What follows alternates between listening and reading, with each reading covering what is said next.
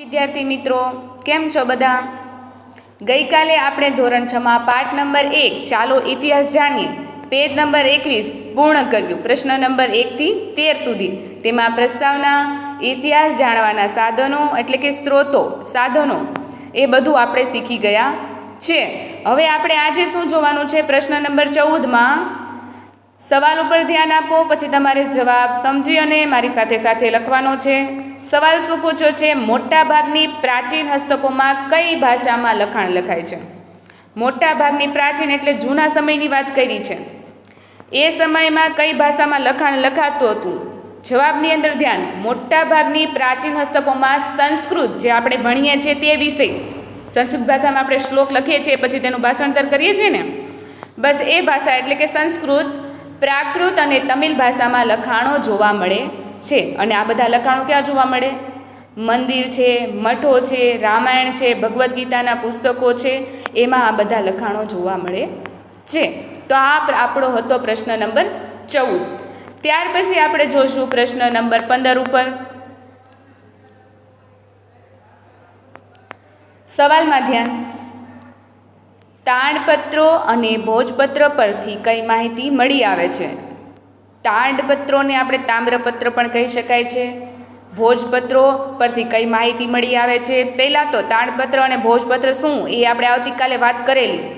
તાડપત્ર એટલે પતરા ઉપર લખવામાં આવેલા અક્ષરો, અને ભોજપત્ર એટલે આંતરછાલ ઉપર, ભુજ નામના વૃક્ષ પર આંતરછાલ ઉપર જે લખાણ લખવામાં આવે તે. તાડપત્ર અને ભોજપત્ર પરથી જે તે સમયની ભાષા, મતલબ અગાઉના જે ભૂતકાળમાં વીતી ગયા તે સમય, સંસ્કૃત, પ્રાકૃત અને તમિલ ભાષા, લોકોની જીવનશૈલી, પહેલાં લોકો કેવી રીતે રહેતા હતા, તેનો શું ખોરાક હતો, શું પહેરવેશ હતો, તેની વાત કરી છે આ સવાલમાં. પછી છે ધાર્મિક રીતિ રિવાજો. ધાર્મિક રીતિ રિવાજો એટલે કેવા? આજે આપણે નવરાત્રિ, રક્ષાબંધન, હોળી, ધૂળેટી જે રીતિ રિવાજ ધાર્મિક ઉજવીએ છીએ ને, ઉત્સવો, તહેવારો કહીએ તે, તો પહેલાંના સમયમાં તો તેની વાત કરવામાં આવી છે. બીજું શું છે? તો કે સામાજિક માન્યતાઓ. સામાજિક માન્યતાઓ એટલે કેવી? પહેલાં કેવું હતું? દીકરો દીકરી એક સમાનનું હતું. દીકરીને ભણાવવી ગણતા નહોતા કે દીકરીને ભણાવવી જરૂરી છે જેમ. પછી બીજું શું? તો કે તેની જીવનશૈલી, તે કેવી રીતના જીવતા હતા, કેટલામાં તેનું પોષણ થઈ જતું હતું, કેટલો ખોરાક એને લેવો હતો, કઈ રીતના કામ કરવું હતું, એ એની જીવનશૈલીની વાત કરી છે. પછી વિજ્ઞાન. આજે વિજ્ઞાન જોવું તો કેટલું આગળ વધ્યું છે. આપણે પહેલાં પુસ્તકમાં ભણતા હતા, આજે ફોન ઉપર ભણતા શીખી ગયા છે. શિક્ષણની એવી રીતના વાત થઈ છે. શિક્ષણ આગળ વધ્યું ને, શિક્ષણમાં વિજ્ઞાન ટેકનોલોજીના કારણે સુધારો આવ્યો. ફોન ઉપર આપણે ઓનલાઈન ભણતા થયા. ત્યાર પછી દવાઓ. પહેલાં કેવું હતું? દવામાં કેવું હતું?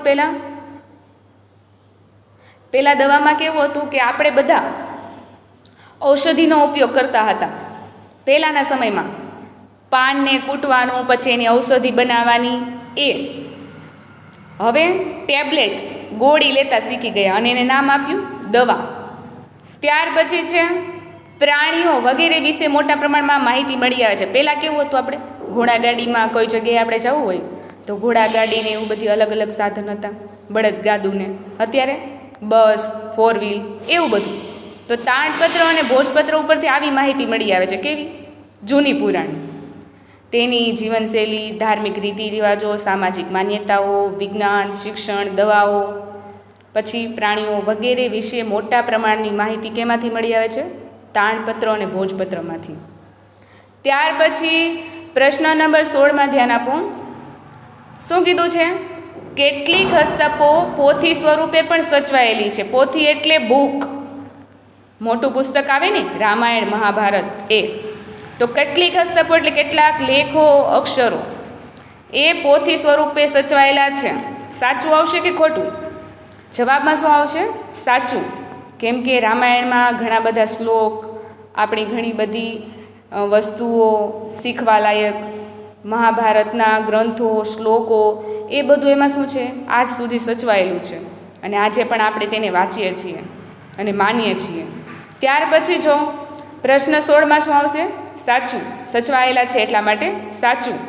ત્યાર પછી અભિલેખો. અભિલેખો એટલે શું? અભિલેખો એટલે નીચેના જવાબમાં જો શિલાઓ અને પથ્થરો પર કોતરેલા કે લખેલા લેખને અભિલેખ કહેવાય છે. શિલાઓ એટલે મૂર્તિઓ અને પથ્થરો ઉપર કોતરીને જે અક્ષરો લખવામાં આવે ને એને અભિલેખો કહેવાય છે. અભિલેખો કોણ લખતું હતું? રાજા મહારાજાના સમયમાં અભિલેખ લખવામાં આવતા હતા. કોઈ તેને સંદેશો પહોંચાડવાનો છે અથવા તેની પ્રજાને સંદેશો આપવાનો છે, તેની કીર્તિ પ્રગતિ માટે તે અભિલેખો લખતા હતા. કેમાં? પથ્થરોમાં અને શિલાઓમાં. આ તો પ્રશ્ન નંબર 17. હવે પ્રશ્ન નંબર 18માં જો, અભિલેખ ઇતિહાસ જાણવાનો સ્ત્રોત નથી. શું આ વાત સાચી છે? અભિલેખ ઇતિહાસ જાણવાનો સ્ત્રોત નથી? ના, અભિલેખ એ તો જૂના સમયની વાત છે, મતલબ એ તો ભૂતકાળ થયું ને, તો ઇતિહાસમાં આવે કે નહીં? એ ઇતિહાસ જાણવાનો સ્ત્રોત છે ને, સાધન છે ને. તો જવાબમાં શું આવશે?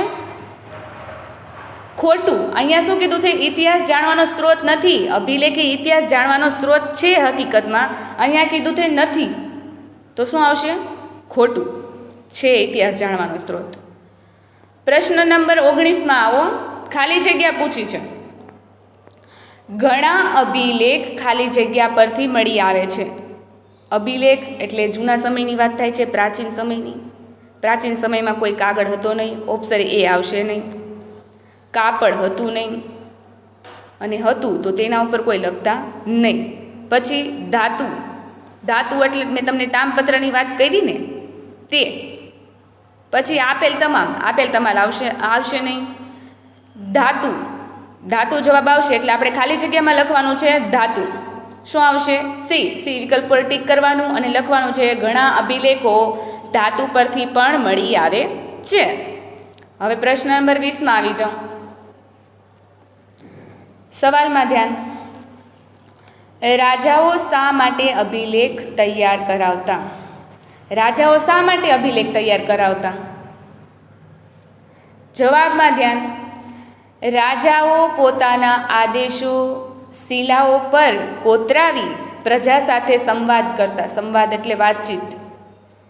શું? પ્રજાઓ સાથે સંવાદ કરતા. રાજાઓ પોતાનો આદેશ શિલાઓ પર એટલે મૂર્તિઓ પર કોતરાવતા, તેમજ પથ્થરો ઉપર લખાવતા. આ બધા સંવાદો પ્રજાઓ સાથે વાતચીત કરતા. સંવાદ એટલે વાતચીત કરતા.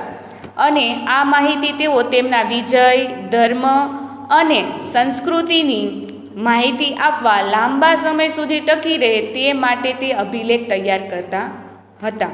આ બધું લાંબા સમય સુધી ટકી રહે, બધા જાણી શકે એના માટે તે શિલાઓ ઉપર, પથ્થરો ઉપર લખતા. તેમજ એકબીજાનો સંદેશ મોકલવો હોય તો પણ તે આનો ઉપયોગ કરતા. સંદેશની આપલે માટે ધાતુ કે પથ્થર પર કોતરકામ કરાવતા, જે આજના સમયમાં સંગ્રહાલયમાં સચવાયેલું છે, જ્યાં સાચવવામાં આવતું આ અભિલેખ અને હજી સાચવવામાં આવે એને શું કહેવાય? અભિલેખાગર. શું કહેવામાં આવે છે? અભિલેખાગર. પ્રશ્ન નંબર 20 અહીંયા પૂર્ણ કર્યો. હવે પ્રશ્ન નંબર 21માં આવો. નીચેનામાંથી કયા લખાણો લાંબા સમય સુધી ટકી રહે છે? નીચેનામાંથી કયું લખાણ એવું છે જે લાંબા સમય સુધી ટકી રહે છે? અભિલેખો, કાગળ પરના લખાણો, કાપડ પરનું લખાણ કે વૃક્ષના પાન પર લખાયેલું લખાણ? શું આવશે? આપણે આગળ વાત કરીને લાંબા સમય સુધી લખાણ ટકી રહેવા માટે રાજાઓ શું કરતા હતા? તામ્રપત્ર, તાંબાના પતરા ઉપર, ભોજપત્ર ઉપર લખાણ લખતા હતા, જેને અભિલેખો નામ આપે છે. બરાબર? તો આમાં એમાં અભિલેખ લખ્યું છે, બીમાં કાગળ પરના લખાણ, કાપડ પરના લખાણ, વૃક્ષના પાન પર લખેલું લખાણ. શું આવશે? એ અભિલેખો, જે લાંબા સમય સુધી ટકી રહે છે, કારણ કે તે મૂર્તિ ઉપર લખવામાં આવતું, શિલા ઉપર, પથ્થર ઉપર કોતરકામ કરીને લખવામાં આવતું. એટલા માટે જવાબમાં શું આવશે? એ અભિલેખો. ત્યાર પછી પ્રશ્ન નંબર 22માં જો ખાલી જગ્યા પૂછાણી છે. ખાલી જગ્યાના શિલાલેખો ખૂબ જ જાણીતા છે. કયો શિલાલેખ છે જેનું શિલાલેખો ખૂબ જ જાણીતા છે, મતલબ તેના એક જાણીતું છે? કઈ એવી વસ્તુ છે? સમ્રાટ અશોકનો શિલાલેખ. શું? સમ્રાટ અશોકનો શિલાલેખ. આજે પણ જૂનાગઢમાં આવેલો સમ્રાટ અશોકનો શિલાલેખ ખૂબ જ જાણીતો છે. આ તમારી ખાલી જગ્યા છે. ત્યાર પછી પ્રશ્ન નંબર 23માં આવો. ગુજરાતમાં સમ્રાટ અશોકનો લેખ ક્યાં આવેલો છે? આગળ ખાલી જગ્યામાં મેં તમને કહી દીધું કે આજે પણ જૂનાગઢમાં આવેલો અશોકનો શિલાલેખ પ્રખ્યાત છે. તો હવે તમને 23નો જવાબ ધ્યાન આવી ગયો હશે.